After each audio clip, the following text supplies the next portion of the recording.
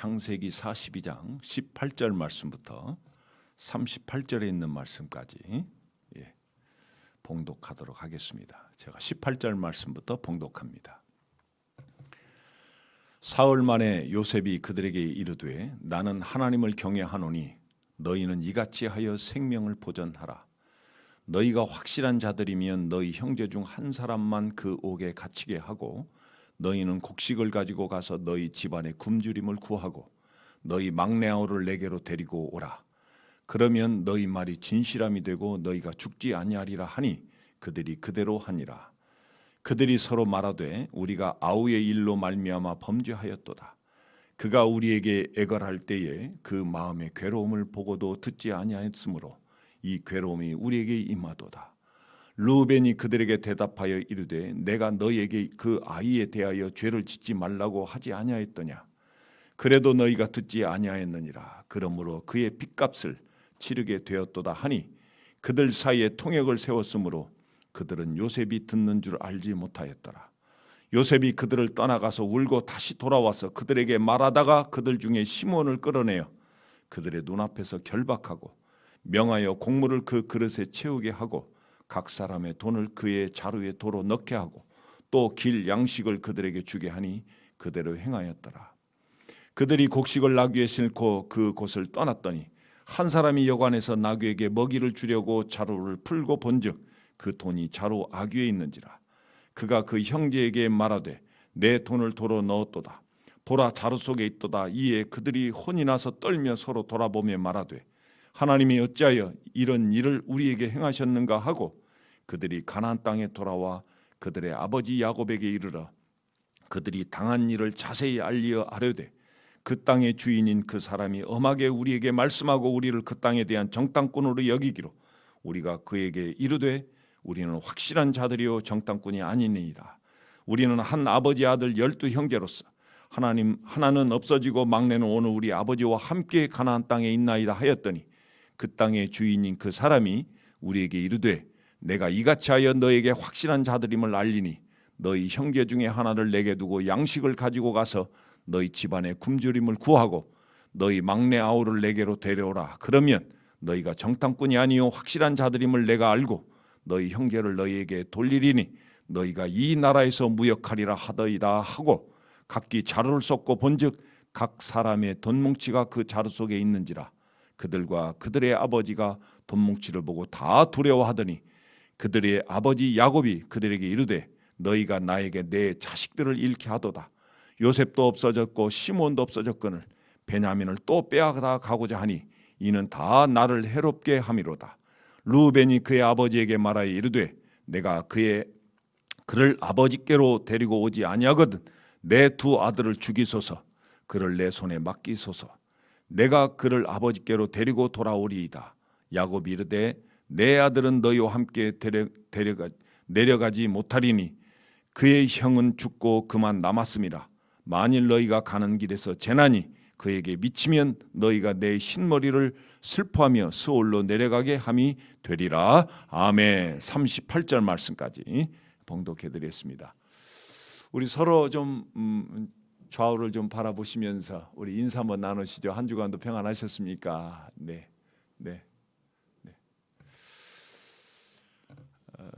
여러분 남이 느끼는 감정을 이해하고 또 그것을 수용하는 능력을 우리가 이 공감 능력이라고 합니다.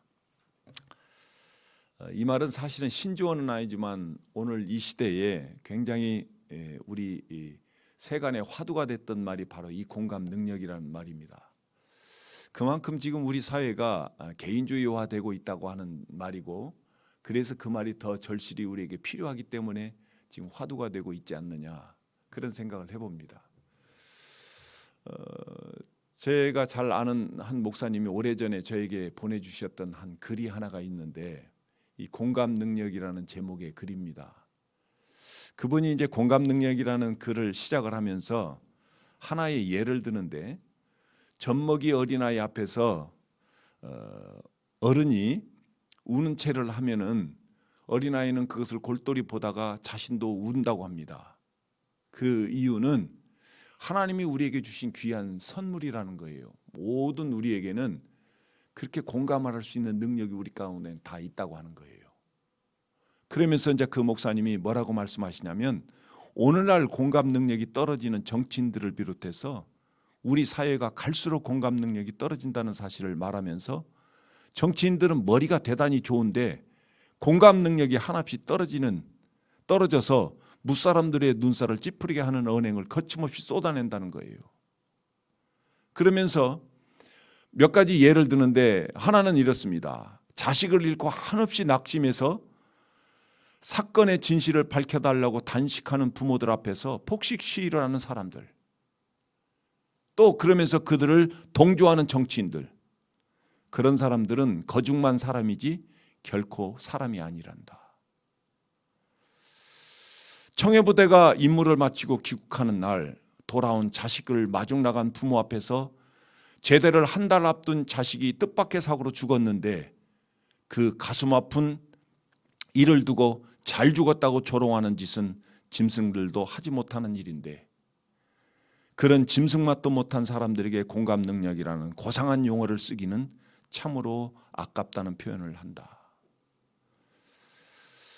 서울의 이 세습으로 한참 세간의 화제가 되었던 엠모 교회의 K모 목사는 세월호 희생자들을 2번 죽이는 못된 말을 거침없이 내뱉기도 했다고 하는데, 과연 공감 능력이 떨어지는 사람이 어떻게 목회자일 수 있겠는가? 이런 말을 이렇게 글을 써서 저에게 보내왔어요. 참 공감이 저는 됐습니다.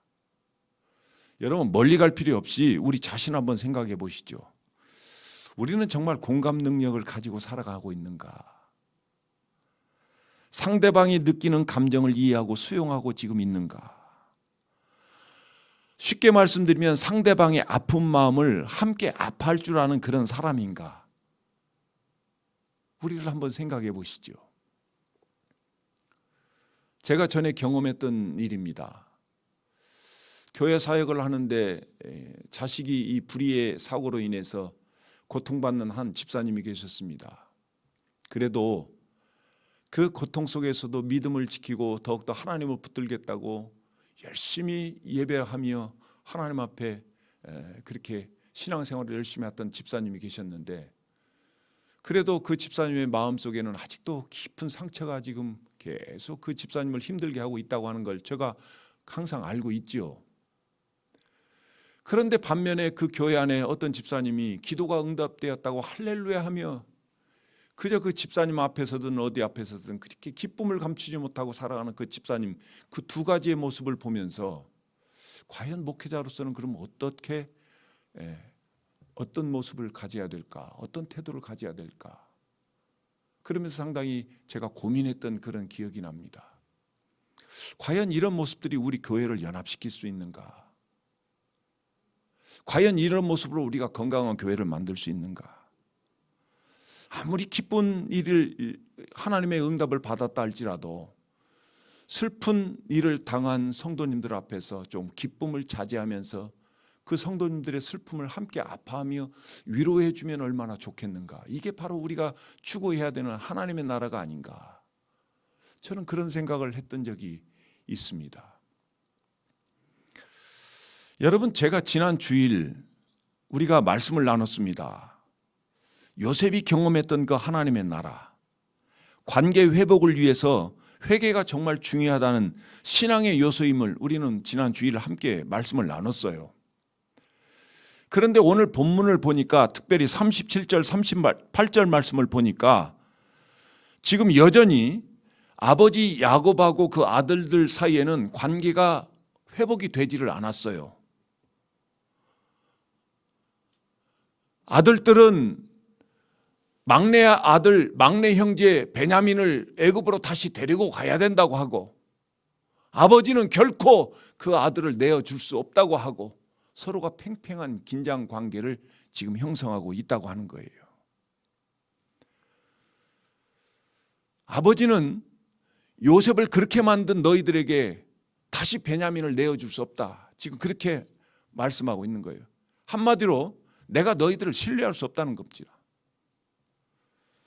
요셉의 일 때문에일지는 알 수 없으나 현재 야곱과 그 아들들과는 지금 관계가 지금 깨어져 있는 상태예요. 지금 그런 상황임에도 오늘 말씀을 보니까 오늘 이 문제를 지금 오늘 우리 하나님께서 우리 성경을 통해서 우리에게 던져주는 거예요. 지금 갈등의 공동체 안에 갈등의 문제, 깨어진 관계의 문제가 있을 때 회복하려면 어떻게 해야 되느냐? 회개로서는 부족하다는 거예요. 그 다음 스텝을 하나님께서 지금 오늘 우리에게 말씀하고 있는 겁니다. 어떻게 해야 될 것이냐? 어떻게 해야 될 것이냐? 성경이 지금 오늘 의도하고 있는 것이 지금 무엇이냐? 무엇이냐? 이걸 지금 하나님의 은혜 가운데 우리가 어떻게 공동체의 이 갈등의 문제, 깨어진 관계의 문제, 이것들을 어떻게 우리가 회복할 것인가를 오늘 우리에게 지금 말씀해 주시는 부분이 바로 오늘 이 부분이라고 할 것입니다. 여러분, 지금 형제들은 요셉과 첫 번째 만남에서 3일 동안 감옥에 갇혀 있으면서 이들은 이제 많은 것들을 생각을 했어요. 아, 지난날 우리가 요셉에게 했던 일들을 잘못했구나. 회개했습니다. 그랬을 때 형만은 아우가 없다고 르우벤은 형제들을 향해서 봐라, 내가 요셉의 생명을 해하지 말자고 했지 않느냐. 그런데 오늘날 우리에게 지금 이렇게 이런 현실이 되고 보니 결국은 우리가 그런 행실에 대해서 우리가 지금 하나님께 벌을 받고 있지 않느냐. 지금 르우벤은 형제들을 향해서 그렇게 지금 불만을 지금 토로하고 있는 것을 우리가 볼 수 있습니다. 그런데 오늘 말씀을 보니까 요셉은 이제 시몬을 결박을 해서 한 사람을 가둬두고 나머지를 지금 풀어줍니다. 그리고 가나안까지 가는 길에 먹을 수 있는 길 양식까지 다 내어주고 또 가나안에서 그들이 살 수 있는 양식까지 다 내어주고, 그런데 그들이 가지고 온 돈을 다시 그들의 자루 속에 다시 몰래 넣어 놓습니다. 요셉이 왜 이렇게 했을까요, 여러분들? 지난번에도 말씀을 드렸지만 요셉이 그들에게 복수를 하기 위해서 그랬을까요? 정탐꾼의 누명을 씌운 것으로도 부족해서 그들에게 도둑의 누명을 씌워서 그들에게 복수하려고 왔을까요? 오늘 성경 24절 말씀을 한번 보시죠. 요셉이 그들을 떠나서 울고 다시 돌아와 그들과 말하다가 그들 중에서 시몬을 끌어내어 그들 눈앞에서 결박했다고 말씀하세요. 무엇입니까, 여러분들? 오늘 이 말씀을 읽어보니까 결코 요셉은 이들에게 복수하는 마음 때문에 그렇게 행하지 않았던 겁니다. 그럼 요셉이 왜 이렇게 행했을까요? 왜 돌아가는 길에 그들이 도둑의 누명을 쓰는 것처럼 그들 자루에 돈을 넣어주는 그런 일들을 행했을까요? 오늘 본문이 지금 오늘 우리에게 말씀하고 싶은 겁니다. 뭔가 지금 성경은 우리에게 지금 의도하는 바가 있는 거예요. 왜 요셉으로 하여금 그런 행동을 하게 했을까? 오늘 이제 26절 이하의 말씀을 보니까 이제 형제들은 그 자루 속에 돈이 있는지도 모르고 요셉이 시키는 대로 이제 자루를 각각 짊어지고 나귀를 타고 이제 가나안 땅으로 돌아갑니다. 그래서 이제 날이 저물자 여관에 이제 하루를 묵기 위해서 들어가서 그들이 타고 온 나귀에게 물을 주기 위해서 자루를 풀었는데 그들 중에 한 형제가 푼 자루 속에 보니까 돈이 들어있다고 하는 거예요. 깜짝 놀랍니다. 그래서 형제들과 함께 다 자루를 풀러보니까 형제들의 자루 속에 각각의 다 돈들이 다 들어있는 거예요. 이들은 너무너무 지금 떨고 있는 거예요. 지금 시몬은 지금 요셉에게 잡혀 있는 상태입니다. 그리고 자신들의 자루 속에는 다시 돈들이 들어있어요. 도둑의 누명을 쓸까 봐서 두려워 떨고 있는 그런 상황이 된 겁니다. 여러분 28절 말씀 한번 읽어보죠. 그가 형제에게 말하되 내 돈을 도로 넣었도다. 보라, 자루 속에 있도다. 이에 그들이 혼이 나서 떨며 서로 돌아보며 말하되 하나님이 어찌하여 이런 일을 우리에게 행하셨는가. 이렇게 지금 서로가 바라보면서 말하면서 하나님을 향해서 다시 원망과 하나님의 과연 의도가 무엇인가를 지금 묻고 있는 겁니다. 여러분, 우리 18절 말씀을 한번 보시죠. 요셉이 분명하게 형제들에게 그렇게 말을 합니다. 사흘 만에 요셉이 그들에게 이르되 나는 하나님을 경외한다. 너희는 이같이 하여 생명을 보전하라. 분명하게 지금 요셉이 애굽의 총리였음에도 불구하고 그들을 향해서 나는 하나님을 경외한다고까지 했어요. 그런데 지금 형제들은 지금 자신들이 처한 상황을 보면서 하나님 중심 속에 자신들의 모든 상황을 연결시키지 못하고 있는 모습을 우리는 볼 수 있다고 하는 거예요. 자꾸 자신들의 상황에만 지금 급급해서 그런 말조차도 의식하지 못하고 있는 모습을 지금 형제들은 보이고 있어요. 현재 억울한 상황을 통해서 단순히 지난 날을 저질렀던 자신들의 잘못만을 자꾸 생각하면서 그럴 때 오늘 요셉이 지금 행한 행동은 회개 이상의 그 다음 단계가 무엇인가를 지금 오늘 우리에게 지금 요구하고 있다고 하는 거예요. 이게 지금 성경이 지금 오늘 우리에게 보여주는 겁니다. 여러분, 지난주에 우리가 말씀을 나누면서 영화 밀양에 대해서 제가 잠깐 말씀을 드렸던 기억이 있습니다. 영화 밀양에서 여러분들 고발하려고 했던 한국교회 문제가 무엇인지 그것과 관련돼서 오늘 한번 생각해 보죠. 여러분, 무엇입니까? 하나님께 회개만 한다고 해서 모든 관계가 다 해결되는 게 아니죠. 여러분, 회개는 그 다음 행동을 수반해야 됩니다. 여러분, 우리가 회개를 한다면 돌이킴에 대한 반응이 그 다음 일어나야 되는 거예요. 그냥 회개를 했다고 해서 모든 것이 끝나는 게 아니라는 거예요. 우리가 회개를 한다는 것은 삶의 변화를 지금 말하고 있어요. 여러분, 사도행전 2장에 보게 되면 베드로가 하나님의 말씀을 선포할 때 그 사람들은 말씀을 듣고 회개를 합니다. 그 다음 성도들의 반응이 무엇입니까? 그렇다면 우리가 어찌 해야 될꼬? 그 다음 반응이 일어나야 되는 거예요. 이게 삶의 변화입니다. 그래서 지금 형제들은 삶의 변화가 일어나기보다는 어때요? 그냥 회개만 하고 자신들이 잘못된 것에 대해서 하나님께서 지금 자신들에게 벌을 주고 있다고만 생각을 하고 있는 거예요. 이게 지금 한국교회의 가장 큰 맹점이에요. 회개는 있는데 그 다음 단계로 이어지지를 않고 있습니다. 바로 밀양이 고발하고 싶은 게 바로 그겁니다. 그런데 오늘 성경은 자기 잘못만 인정할 것이 아니라 한 단계 회복을 위해서 더 나가라고 지금 오늘 우리에게 말씀하고 있는 겁니다. 그게 무엇일까요, 여러분들? 오늘 여러분들, 요셉이 형제들에게 정탐꾼의 누명을 씌우고 또 도둑의 누명을 씌운 이유는 무엇일까 한번 생각해 봐야 돼요. 지금 요셉이 형제들에게 행했던 행동에는 반드시 어떤 의도가 있다고 하는 거예요. 여러분, 무엇일까요? 지금 성경은 계속해서 지금 우리의 영적 성장을 지금 돕고 있을 뿐만 아니라 그 영적 성장의 실제적인 삶이 뭐냐면 관계성의 회복입니다. 깨어진 요셉과 그 형제들과의 관계 회복. 앞으로의 새로운 삶을 위해서는 반드시 관계가 회복돼야 되는 거예요. 또 그 아들들과 아버지 야곱이 신뢰하지 못한 그 관계에 깨어진 관계, 이 관계를 회복하기 위해서는 그러면 어떻게 해야 될 것인가? 이걸 지금 성경은 요셉의 행위를 통해서 우리에게 지금 말씀하고 있다고 하는 겁니다. 자, 무엇입니까? 오늘 지금 본문을 보니까 요셉의 이런 행위를 통해서 형제들은 자꾸만 자기 자신의 잘못을 지금 뉘우칩니다. 잘못을 뉘우칩니다. 오늘 결론적으로 한번 볼까요? 38절 말씀 한번 보시죠. 37절 38절 말씀 한번 보죠. 루벤이 그의 아버지에게 말하되 이르되 내가 그의 아버지께로 데리고 오지 아니하거든 내 두 아들을 죽이소서 그를 내 손에 맡기소서 내가 그를 아버지께로 데리고 돌아오리이다. 아멘. 자, 무엇입니까, 여러분들? 자기 자신의 잘못된 것을 깨달을 뿐만 아니라 요셉이 과거에 우리들의 잘못으로 해서 얼마나 아팠을까, 이걸 지금 그들은 깨닫고 있는 중이에요. 자, 21절 말씀 한번 볼까요?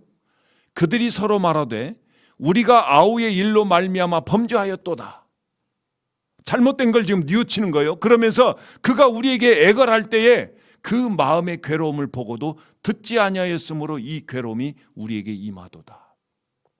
이게 지금 37절 말씀에서 확대가 되는 겁니다. 무엇입니까, 여러분들? 내가 뭔가 잘못을 해서 어려움을 당하게 되면 하나님께서 혹시 나를 벌을 주나? 우리는 이 차원을 지금 벗어나는 거예요.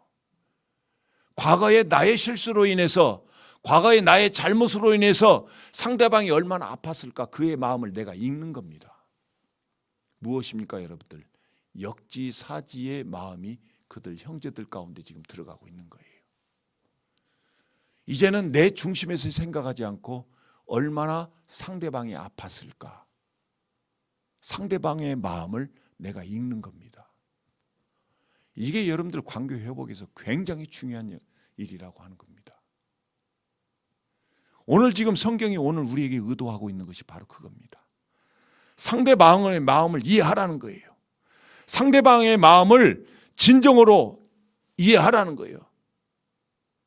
그럴 때 진정한 관계의 회복이 일어날 수 있다고 하는 것을 오늘 우리에게 지금 말씀하고 있습니다.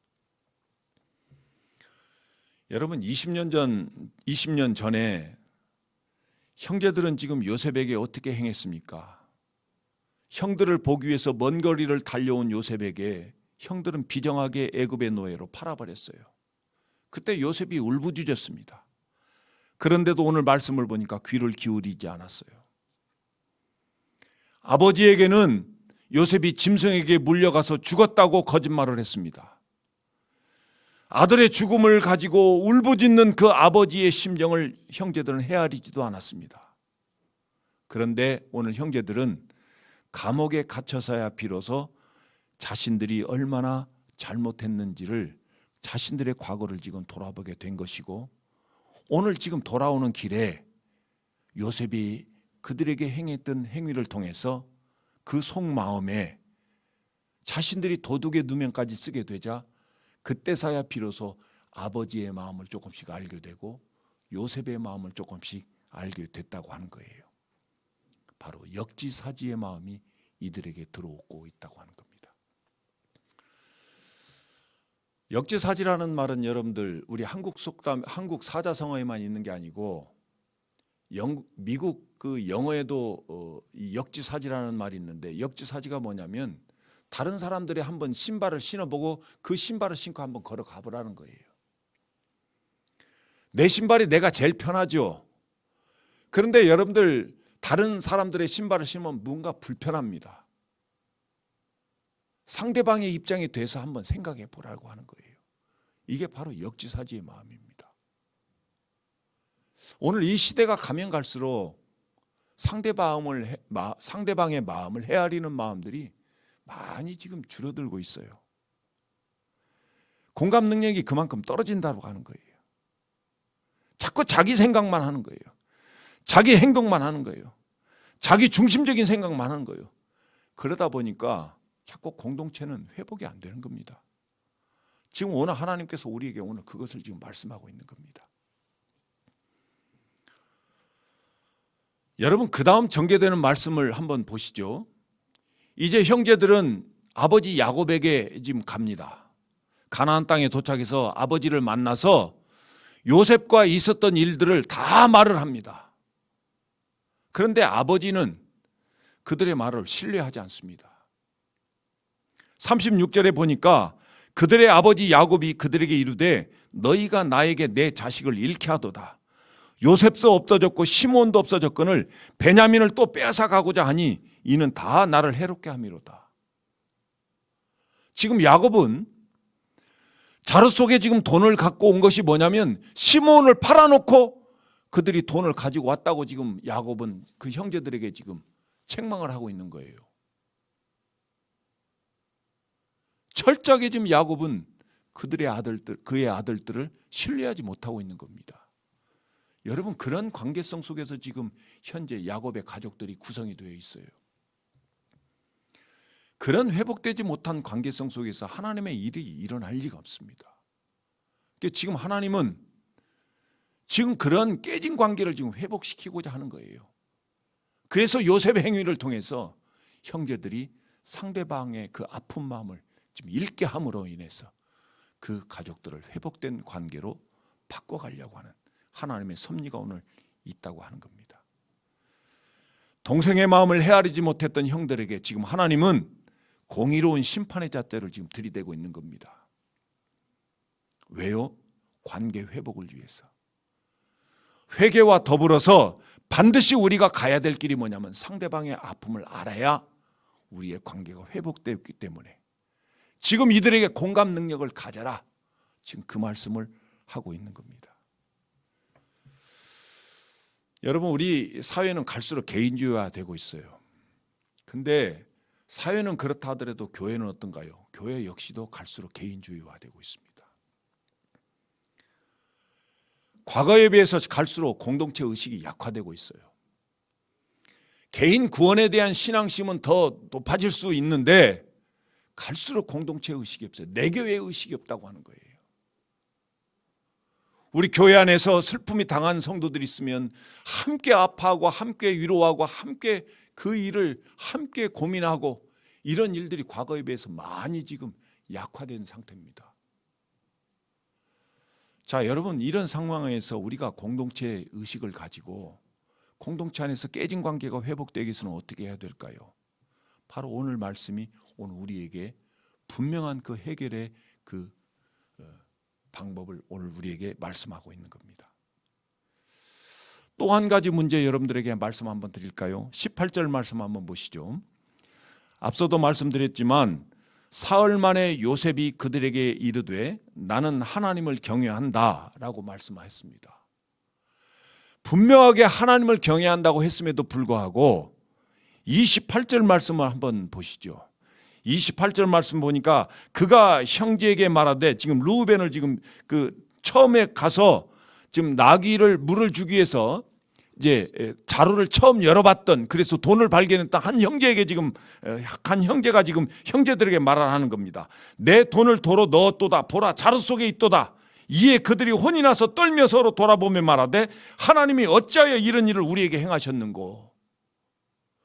무엇입니까? 이들의 상황, 모든 상황을 하나님 중심에서 생각하지 못하고 단순히 이들이 지금 힘든 상황을 하나님께서 우리에게 과거에 잘못했던 그 잘못에 대한 벌로, 다시 말씀드리면 인과응보적 신앙으로 이들은 지금 그것을 받아 있는 거예요. 여러분, 무엇입니까? 우리가 대개 보면 뭔가 우리가 잘못을 하고 우리가 뭔가 이 실수를 하게 되면 그 다음에 이제 여러 가지 우리 상황이 안 좋게 되면 우리는 항상 생각하는 것이 뭐냐면 아, 내가 이 잘못으로 해서 하나님께서 나를 벌을 주는구나. 그러면 그것을 바꿔 이야기하면 우리가 그러면 하나님께 복을 받고 하나님께 잘하기 위해서는 하나님께 더 큰 은혜를 누리기 위해서는 우리가 그럼 하나님 앞에 더 잘해야겠구나. 그게 바로 인과응보적 신앙의 모습입니다. 바로 그것으로 인해서 우리는 하나님 앞에 하나님의 뜻이 무엇인가를 분별하는 그 분별력이 자꾸 상실이 되는 그런 일들이 우리 삶 가운데는 많이 있다고 하는 거예요. 그것을 지적했던 책이 바로 욥기서입니다. 여러분, 욥기서를 보면 욥기 1장 5절 말씀에 그렇게 말씀하세요. 욥은 그들의 명수대로 번제를 드렸으니 이는 혹시 내 아들들이 죄를 범하여 마음으로 하나님을 욕되게 하였을까 함이라. 욥의 행위가 항상 이러했다고 말씀하세요. 무엇입니까? 미래에 다가올 불안을 미리 사전에 예방하기 위해서 그들은 번제를 지금 드리고 있다고 하는 거예요. 지금 욥은 지금 뭔가 신앙을 생활을 하고 있는데 뭔가 하나님의 뜻대로 지금 신앙생활을 잘 하지 못하고 있는 거예요. 바로 이게 인과응보적인 신앙생활입니다. 욥이 이제 어려운 일을 당하고 있습니다. 하나님의 뜻이 사단을 통해서 이제 이루어지고 있을 때 욥이 굉장히 삶 가운데 고난을 당하고 있어요. 욥의 세 친구가 한 사람씩 욥에게 찾아와서 그 고난을 당하는 욥을 위로를 합니다. 그런데 위로하면서 하는 말이 뭐냐면 한번 생각해봐라. 돌이켜 생각해봐라. 네가 지금 고난 당하고 지금 힘든 이유는 뭔가 네가 잘못을 했기 때문에 하나님께 너에게 벌을 주시고 있는지 한번 잘 생각해봐라. 지금 세 친구의 그 의견들이 지금 동일한 모습이 바로 이 인과응보적인 생각입니다. 그런데 여러분, 욥기서를 보게 되면 그 핵심이 뭐냐면 잘못된 신앙의 모습을 하나님께서 바로잡기 위해서 하나님께서는 그를 하나씩 하나씩 지금 이끌어가고 있다고 하는 거예요. 그런데 지금 이 인과적 응보적 신앙을 통해서 하나님의 뜻을 지금 분별하지 못하는 모습, 이게 바로 지금 우리의 모습이라고 하는 겁니다. 여러분, 우리 한번 생각해 보시죠. 형제들은 지금 요셉이 분명하게 이들에게 나는 하나님을 경외하는 자라고 말을 했음에도 불구하고 이것을 그들을 그 하나님의 말씀을 깊이 의식하기보다는 지금 요셉의 형제들은 자신들이 지금 받고 있는 지금 현재 고난의 상황, 여기에만 지금 현재 치중하다 보니까 하나님의 뜻을 분별하지 못하는 거예요. 우리에게 혹시 하나님께서 과거에 잘못된 것 때문에 벌을 주고 있지 않는가? 지금 오늘 하나님은 그 형제들을 지금 벌을 주는 게 아니라 하나님께서는 공의로운 심판의 잣대를 그들에게 지금 들이대고 있는 겁니다. 무엇입니까? 그들의 잘못된 관계, 그들의 잘못된 신앙, 그들의 잘못된 모습, 이것들을 바로 잡아주기 위해서 하나님은 지금도 하나씩 하나씩 그들을 이끌어가고 있다고 하는 사실입니다. 오늘 지금 하나님께서 우리에게 말씀하시는 포인트가 바로 여기 있습니다. 여러분, 우리가 지금 예수를 믿고 신앙생활을 하고 있지만 우리는 여전히 우리 중심적 신앙을 가지고 있어요. 내 위주의 신앙을 가지고 있다고 하는 거예요. 성경을 읽어도 하나님의 의도를 깨닫기보다는 우리는 자기 해석적 신앙을 가지고 있어요. 내가 회개하면 됐지. 하나님이 용서하면 됐지. 여러분, 우리는 다 이렇게 지금 생각하고 있어요. 자기 입장만을 생각하는 신앙의 삶. 이걸 지금 오늘 성경은 바꾸라고 하는 거예요. 다른 사람의 입장을 좀 생각해 봐라. 다른 사람의 마음을 좀 헤아려 봐라. 이럴 때 비로소 공동체 안에서 관계 회복이 일어날 수 있다고, 서로가 서로를 신뢰할 수 있는 그런 공동체로 거듭날 수 있다고 오늘 하나님은 오늘 우리에게 말씀을 통해서 오늘 우리에게 분명하게 보여주고 있다고 하는 사실입니다. 저는 우리 교회가 이런 교회가 되기를 주님의 이름으로 축복합니다. 여러분, 우리는 예수인들이에요. 예수를 믿는 사람들이에요. 예수를 따라가는 사람들이에요. 그런 측면에서 예수를 가장 따라가려고 애를 썼던 바울의 한 예를 들어볼까요? 고린도전서 9장에 보게 되면 바울이 자신이 가져야 될 사도적 권리를 포기를 합니다. 충분히 자기는 사도적 권리를 취할 수 있는 자유가 있음에도 불구하고 자신은 사도적 권리를 포기를 합니다. 왜요? 고린도전서 9장 19절에 그렇게 고백을 합니다. 내가 모든 사람에게서 자유로우나 스스로 모든 사람에게 종이 된 것은 더 많은 사람을 얻고자 함이라. 그러면서 계속 고백을 하기를 율법 아래에 있는 자들에게는 율법 아래에 있는 것처럼 율법 없는 자들에게는 율법이 없는 자가 된 것은 그들을 복음으로 이끌기 위한 것임을 바울은 지금 고백을 하는 거예요. 무엇입니까? 상대방의 마음을 이해를 하고 그 입장에 돌아서서 그들과 함께 관계 회복이 됐을 때 그들을 통해서 다시 복음으로 그들을 일깨워 주기 위해서, 복음을 전해서 하나님의 사람으로 그들을 이끌어 가기 위해서 상대방의 마음을 갖는 겁니다. 그러면서 이렇게 결론을 맺어요. 자신 스스로 무엇인지 할 수 있는 자유가 있지만 그것을 절제하는 것은 썩지 아니할 것을 얻기 위해서라고 그렇게 고백을 하는 겁니다. 저는 우리 성도님들이 바로 바울의 신앙을 본받는 귀한 여러분들 되시기를 주님의 이름으로 축복합니다. 여러분, 우리 뭐든지 다 할 수 있는 자유 있어요. 내가 이거 하는데 누가 나한테 뭐라고 해? 내가 이거 먹고 싶은데 누가 나한테 뭐라고 해? 내가 이런 말을 하고 싶은데 이런 누가 나한테 뭐라고 해? 우리는 마음대로 우리 마음대로 할 수 있는 자유가 이미 우리에게 주어져 있어요. 그러나 그 자유를 절제하는 이유가 무엇일까요? 상대방의 마음을 좀 살펴서 하나님의 나라를 함께 누리고자 하는, 관계 회복을 통해서 함께 누리고자 하는 바로 이 공동체 의식. 우리 교회가 좋은 교회가 될 때 그 혜택은 바로 여러분 한 분 한 분에게 주어지는 줄로 믿습니다. 여러분, 그래서 우리가 좋은 교회를 만들어 가는 거예요. 여러분, 우리가 하나님의 나라를 누리기 위해서 어떻게 해야 될까요? 우리 교회 안에 있는 우리 성도들이 서로가 신뢰하고 따뜻한 공동체가 되기 위해서는 우리가 어떻게 해야 될까요? 성경은 오늘 역지사지의 마음을 가지라고 하는 겁니다.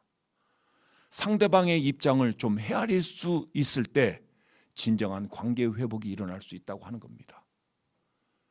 우리 때로 어떤 일을 부딪히게 되면, 또 성도들과 어떤 일이 또 발생하게 되면 우리는 가장 먼저 생각하는 게, 왜 저 사람은 저렇게 하지? 그 사람의 마음을 우리는 알기보다는 왜 내가 마음에 안 든다는 비판부터 우리는 앞설 때가 우리는 얼마나 많은지 모릅니다. 그럴 때 여러분들의 한 가지 제가 제안을 하고 싶어요.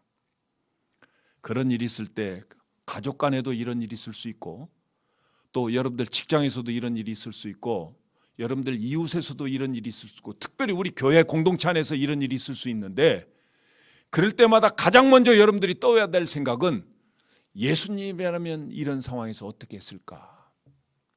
바로 여러분들이 예수님을 먼저 생각하고 상대방의 입장을 좀 이해를 해서, 저 집사님은 저럴 수 있을 수 있겠다. 저 성도님은 참 저럴 수 있겠다.